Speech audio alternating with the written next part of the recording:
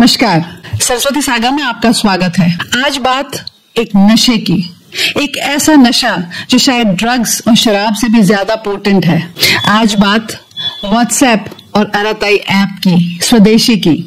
आज बात यूपीआई की, जो भारत की शान है, जिसने ऑनलाइन ट्रांजैक्शंस में भारत को दुनिया में नंबर 1 पे लाकर खड़ा कर दिया है। आइए चर्चा करते हैं। नशे की बात हुई तो आपको क्या लगता है सबसे खतरनाक नशा कौन सा है? सबसे खतरनाक नशा आज के जीवन में है टेक्नोलॉजी, जिसने हमें घेर के रखा हुआ है। आप चारों तरफ नजर घुमाइए, आप घिरे हुए, आप गुलाम है टेक्नोलॉजी के, चाहे वो इलेक्ट्रिकल हो, चाहे वो इलेक्ट्रॉनिक्स हो, किसी भी तरह की टेक्नोलॉजी हो।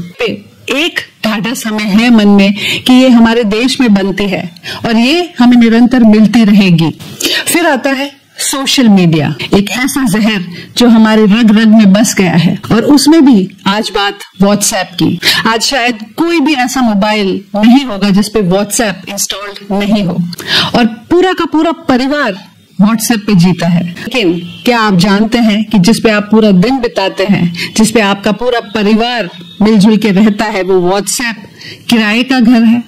और अगर मालिक को कभी भी आपसे नाराजगी हुई तो आपको उस किराए के घर से निकाल दिया जाएगा। और यही झटका भारत को दिया है डोनाल्ड ट्रंप ने टैरिफ से।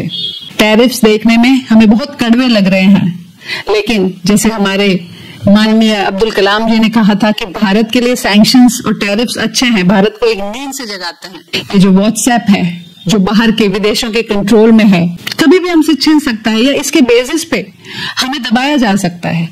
तो ऑप्शन क्या है हमारे पास? ऑप्शन है अराताई, हमारा अपना व्हाट्सएप। हमारे प्रधानमंत्री मोदी जी ने एक झुंबेश शुरू की है कि स्वदेशी अपनाइए, और उसी के तहत याद दिलाया है कि हमारे पास भी एक ऐसा ऐप है, अराताई ऐप। अराताई ऐप के जो डेवलपर्स हैं वो जोहो हैं, जिसको लॉन्च 1996 में श्रीधर वेम्बू और टोनी थॉमस ने किया था। ये इसका जो हेडक्वार्टर है वो चेन्नई में है और आज उनकी प्रेजेंस 30 देशों में है। अराताई ऐप बिल्कुल जो व्हाट्सएप है वैसा ही एक ऐप है, मैसेंजर ऐप है, जिसके द्वारा आप मैसेजेस कर सकते हैं फास्ट एक दूसरे को। अराताई का लॉन्च भी 2021 में हुआ, लेकिन घर की मुर्गी दाल बराबर हमने उसे कोई वैल्यू दी नहीं।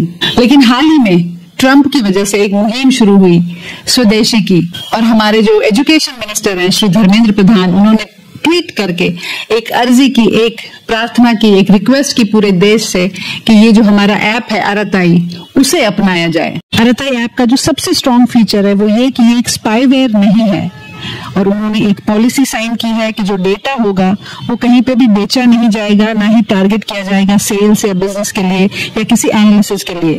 तो सेफ है हमारा डेटा इस ऐप में। मिनिस्टर के इस अपील के बाद अराताई पे जो ट्रैफिक था वो 100 गुना बढ़ गया। पहले के जो स्टैटिस्टिक्स थे, करीब 3000 लोग रोज अराताई डाउनलोड करते थे, लेकिन हमारे मंत्री श्री की रिक्वेस्ट के बाद करीब 3 लाख लोग रोज अराताई डाउनलोड कर रहे हैं, और हम भी उन्हीं में से एक हूं।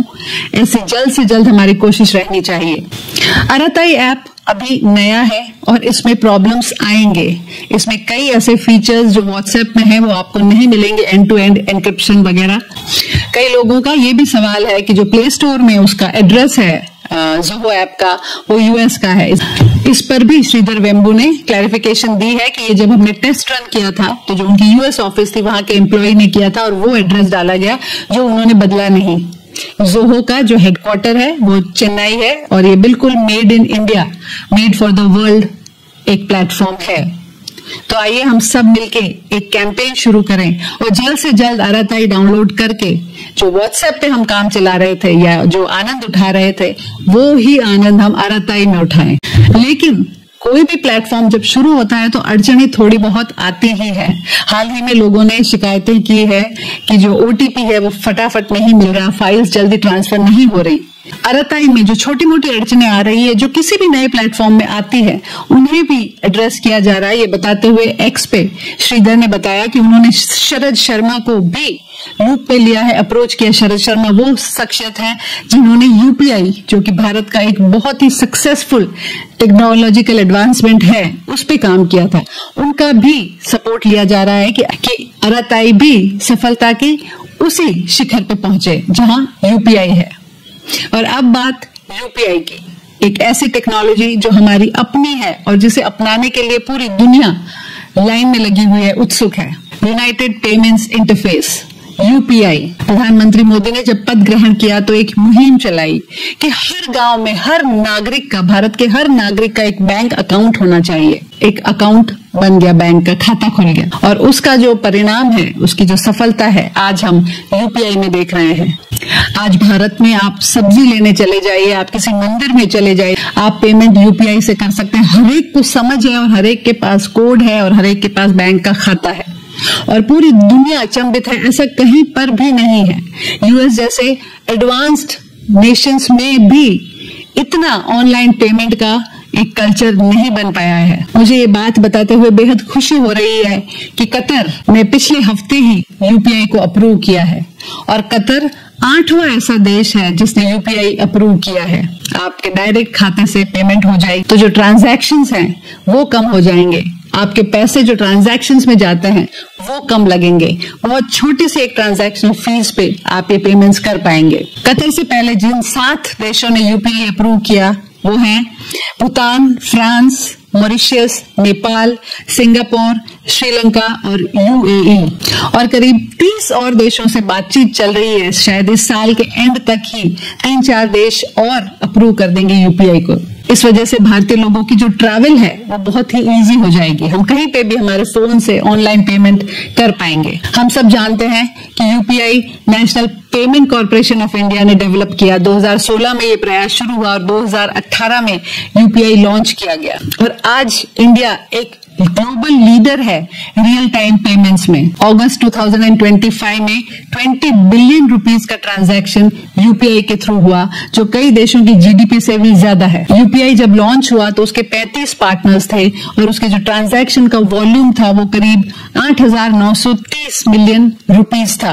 आज 2025 में यूपीआई के 684 पार्टनर्स हैं। ट्रांजैक्शन का वॉल्यूम है वो है करीब 16 करोड़ 80 लाख मिलियन रुपीस। तो जो ग्रोथ का ग्राफ है वो स्टीप है। यूपीआई के पार्टनर्स में जो सबसे ज्यादा जिसका परसेंटेज है वो है फोन पे, उसके बाद गूगल पे, उसके बाद पेटीएम, और उसके बाद सारे पार्टनर्स। साल 2000 में रेमिटेंसेस के लिए जो हमारे एनआरआई भाई बहन है वो यहाँ पे पैसा भेज सके, उसके लिए जूम और यूपीआई को इंटीग्रेट किया गया। जो इंडियन डायस्पोरा है यूएस, यूरोप और कनाडा में, वो अपने रिलेटिव्स को इजीली इसके द्वारा पैसा भेज सकता है। जो जूम की टाइप्स 66 इंडियन बैंक से है। यूपीआई का ये अद्भुत रिजल्ट देखकर सैमसंग ने अपने मोबाइल्स में ही यूपीआई स्कैन करने का, जो मोबाइल का उनका कैमरा है उसमें यूपीआई स्कैनर आता ही है। कोटक महिंद्रा बैंक ने एक यूपीआई प्लेटफॉर्म बनाया है जिसके द्वारा जीएसटीएन भरा जा सकता है। उनका ये प्लेटफॉर्म आसाम, दिल्ली, गोवा, गुजरात,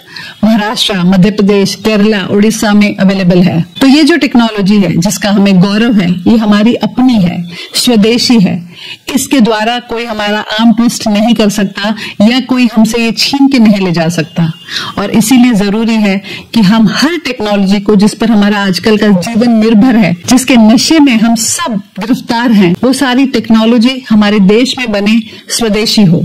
आज इंडिया की पॉपुलेशन इतनी है कि सोशल मीडिया, चाहे वो कोई भी प्लेटफॉर्म हो, उसको इंडिया की जरूरत पड़ेगी। तो जब फॉरेन के प्लेटफॉर्म्स इसका उपयोग कर रहे हैं तो क्यों नहीं हम हमारे स्वदेशी प्लेटफॉर्म पे हमारे ये पॉपुलेशन की जो हमारे प्लस पॉइंट्स हैं उसका उपयोग करें। 140 करोड़ का ये देश अगर चाहे तो पूरी दुनिया को अपने आगे झुका सकता है। एटलीस्ट सोशल मीडिया की दुनिया को तो झुका ही सकता है। तो आइए अराताई ऐप आप, मैं और हम सब डाउनलोड करते हैं। नमस्कार, जय हिंद।